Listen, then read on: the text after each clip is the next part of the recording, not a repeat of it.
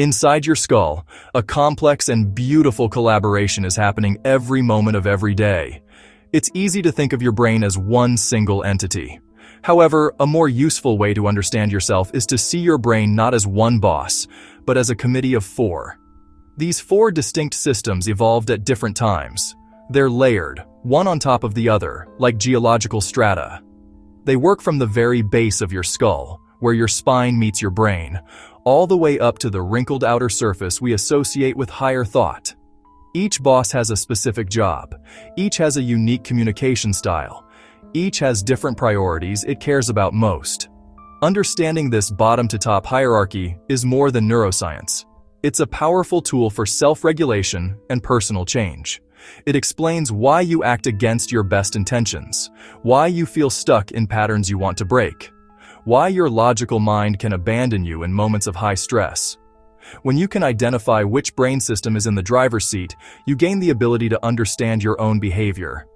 More importantly, you gain the knowledge to intentionally train each system. That fosters inner balance. It gives you greater control over your actions, your feelings, and the direction of your life. This framework moves you from passive passenger to active, informed participant. At the very base of your skull, forming the crucial connection to your spinal cord, lies the oldest and most fundamental of your four brains, the brainstem. Often called the reptile brain, an evolutionary relic we share with all vertebrates, lizard, crocodile. Its age is its power. Refined over hundreds of millions of years, its sole mission is to keep you alive. The silent, tireless operator of essential background processes. This brain controls your breathing, regulates your heart rate, manages sleep, wake cycles, orchestrates survival reflexes like swallowing startling. It does not think in words, concepts, images. Its language is raw physiological sensation.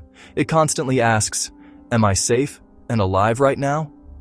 Operates faster than conscious thought. First responder in crisis. Sudden loud noise, your body flinches before you register it. That's the brainstem. In extreme stress, control cascades downward. Heart pounding, breathing becomes shallow and rapid, hands shaking uncontrollably. The brainstem has grabbed the controls, convinced life is at risk. It doesn't care about your goals for the day, the meaning of the situation, or what others think. Its focus, immediate survival. That's why logic often fails. This system predates logic. Training it is doing differently, not thinking differently. The most direct tool? Your breath. Slow your breathing consciously. You send a direct signal that the threat has passed, it's safe to stand down. Make exhales longer than inhales. Breathe in for a count of 4, breathe out for 6 or 8. This activates the parasympathetic nervous system, your body's built-in brake, calming the survival response and restoring balance. Practice breathwork when calm, like a fire drill. Build neural pathways you'll use under stress. Also prioritize high-quality sleep. Sleep is the brainstem's maintenance period. It resets and stabilizes systems. Consistent restorative sleep makes the brainstem less prone to hijack your state. By managing breath and sleep, you train your oldest brain to be less reactive and more resilient, creating a stable base for the other brain systems to operate effectively. Moving up from the brainstem, we find our next boss, located deeper in the center of the brain, the basal ganglia. This system, which evolved with early mammals, can be thought of as the habit and identity brain. Its primary function is to automate behavior, building the routines, skills, motor patterns. The basal ganglia is the master of repetition, keeper of your identity. It asks, what is the pattern here? What do I typically do in this situation? It chunks sequences of actions into automatic wholes, freeing your conscious mind. It lets you perform complex tasks without thinking about each step. Every day you rely on this system without noticing. When you wake up and follow your morning routine, getting out of bed, brushing your teeth, making coffee, it is the basal ganglia running the script. When you tie your shoes, ride a bike, or type on a keyboard, this brain is executing well-worn motor programs stored over years of practice. This brain thrives on consistency and predictability. It is the force that wires in habits, both good and bad. The more you repeat an action in a specific context, the more deeply that pathway is carved into your neural circuitry. It operates on a simple but powerful principle. What fires together, wires together. It doesn't judge whether a habit is beneficial or detrimental. It simply reinforces what is repeated. When the basal ganglia dominates your decision-making, you can feel profoundly stuck. This system is responsible for the feeling of being on autopilot, doing the same things over and over, even when your logical mind knows better.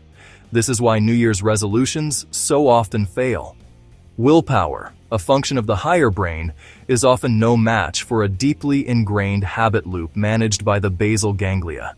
You might promise yourself you'll go to the gym, but when the cue of coming home from work arrives, the old habit of sinking into the couch takes over automatically. The basal ganglia prefers the familiar, comfortable path, even if that path leads to a place you no longer wish to go. It resists sudden, dramatic change and favors gradual, consistent repetition. Training this brain is not about grand gestures, but about small, consistent actions. The key is to work with its nature, not against it. To build a new habit, you must start ridiculously small. Instead of vowing to exercise for an hour every day, commit to doing 1 push-up or walking for 2 minutes. Then, you must leverage the power of cues and rewards. Link this tiny new behavior to an existing, solid habit. For example, after I brush my teeth, I will do my 1 push-up. This is called habit stacking. Immediately after completing the action, give yourself a small, immediate reward, like a mental well done or a moment of celebration. Section 4. The heart of the matter. The emotional brain, limbic system.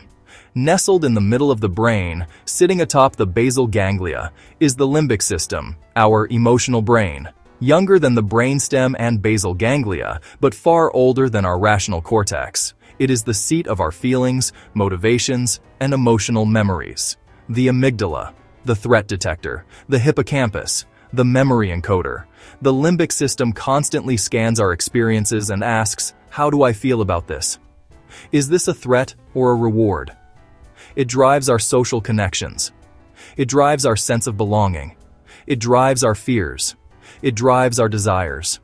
It is fundamentally concerned with safety. It is fundamentally concerned with connection. A powerful force, often making decisions before our logical mind has a chance to weigh in. The source of warm love when you see a family member.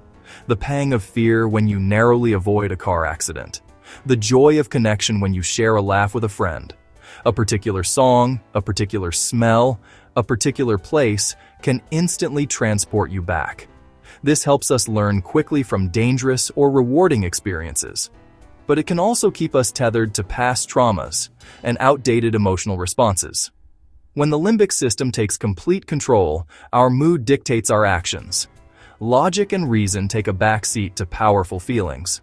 This is what happens when you lose your temper or become overwhelmed by anxiety. Your amygdala has detected a perceived threat and flooded your system with stress hormones. You might react with disproportionate anger. You might shut down completely. Or you might say things you later regret. Section 5. The CEO. The thinking brain, neocortex. At the very top of the hierarchy, covering the outer surface of the brain like a vast wrinkled blanket, is the neocortex. This is the thinking brain, the newest, most sophisticated boss. It is dramatically larger in humans than in any other species, and it's the seat of our most advanced cognitive functions. This is where language is processed. This is where complex problems are solved. This is where we can imagine the future. This is where we reflect on the past. The neocortex is the home of logic. The neocortex is the home of reason. The neocortex is the home of creativity. The neocortex is the home of self-awareness. It's the part of you that can set long-term goals. It can create intricate plans. It can find abstract meaning in the world. It is constantly asking the big picture question: what does this mean? What is the plan? What is possible? This is the brain you are using right now to read and comprehend these words. It allows you to plan your week. It helps you learn a new language. It lets you appreciate a piece of art. The neocortex grants us the ability to think in symbols. It lets us use logic to override our immediate impulses. It helps create mental models of the world. It can hold a vision for a different future, then systematically work backward to figure out the steps needed to get there. This CEO can analyze information from the lower brain systems, the raw survival signals, the habitual urges, the emotional tides. However, the neocortex, for all its brilliance, is a fair-weather friend. It is incredibly resource-intensive, requiring a great deal of energy and a state of relative calm to function optimally. Under conditions of high stress, it is the first system to start going offline. Under fear, it is the first system to start going offline. Under hunger or exhaustion, it is the first system to start going offline. Lower brains divert energy away from the slow, deliberative neocortex to power-fast, reactive systems. This is why it's so difficult to think clearly, solve a complex problem, or be creative when you are feeling panicked, angry, or exhausted. Your logical CEO has essentially been sent home for the day. Training the neocortex involves practices that strengthen its ability to think, plan, and reflect even under pressure. One of the most effective methods is journaling, or writing. Putting your thoughts into written words forces clarity. Putting your feelings into words creates structure. Putting your plans into words makes them actionable. It helps you move from a jumble of abstract ideas to a coherent narrative. Another key practice is planning in small, manageable steps.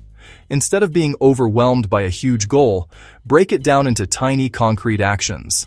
That makes the goal feel less threatening to the lower brains and lets the neocortex keep control. Finally, consistently engaging and learning new skills is like taking your neocortex to the gym, a musical instrument, a new software, a craft. Regular practice builds new neural pathways and enhances flexibility and power. Section 6. Why control slides downhill under stress. Understanding the individual roles of the four brain bosses is only half the story. The real magic happens when you see how they interact under pressure. Think of the four brains stacked top to bottom: neocortex, limbic system, basal ganglia, brainstem. In calm, control lives at the top. Your neocortex is in charge. Thinking, planning, long-term goals. Lower brains handle physiology and routine quietly. But when the system senses a threat, physical danger, an emotional slight, the stress of a looming deadline, a dramatic shift happens. Control begins to slide down. First casualty: the neocortex. Limbic alarm bells ring. Resources are diverted from slow thinking. Your ability to reason and plan drops fast. You may go blank in a big presentation, or make a poor choice in an argument. Your CEO has left the building. If stress rises more, control moves to the limbic system. Now emotion and old memories drive you. Fear, anger, shame. If stress becomes extreme, control can fall to the habit brain, or even to the reptilian brainstem. Then you run on habit and instinct. Freeze, flee, lash out. Section 7. Conclusion. A daily routine for a balanced brain. You are not one singular mind. You are a dynamic community of four distinct brain systems, each with its own needs, strengths, and language. The ancient brainstem seeks physical safety. The habitual basal ganglia craves routine and repetition. The emotional limbic system yearns for connection and feeling. And the modern neocortex strives for meaning and thoughtful planning. The secret to a well-regulated life is not to silence the lower brains in favor of the logical one, but to foster balance and cooperation among all four. Lasting change requires a holistic approach, training your brain from both the bottom up, through the body, and the top down, through the mind. When all four bosses are working in harmony, you can navigate life with greater resilience, clarity, and intention. Many self-improvement strategies make the mistake of focusing exclusively on the neocortex, reading more books, making more detailed plans, using more willpower. While these are valuable, they are insufficient if the foundational systems are in a state of chaos. True change comes from integrating practices that address each level of your neural hierarchy. A simple, repeatable daily routine can be a powerful way to train all four brains, creating a state of internal coherence that builds on itself over time. The goal is not perfection, but consistent, small efforts that collectively create a more stable and integrated self. This approach acknowledges that to change your mind, you must also change the state of your body and your emotions. Here is a simple 10-minute daily routine designed to train and align all four of your brain bosses. You can do it first thing in the morning to set the tone for your day, or anytime you need to reset. 1. Calm the brainstem, 2 minutes. Sit quietly and practice slow, rhythmic breathing. Inhale for a count of 4 and exhale for a count of 6. This tells your oldest brain that you are safe, creating a foundation of physiological calm.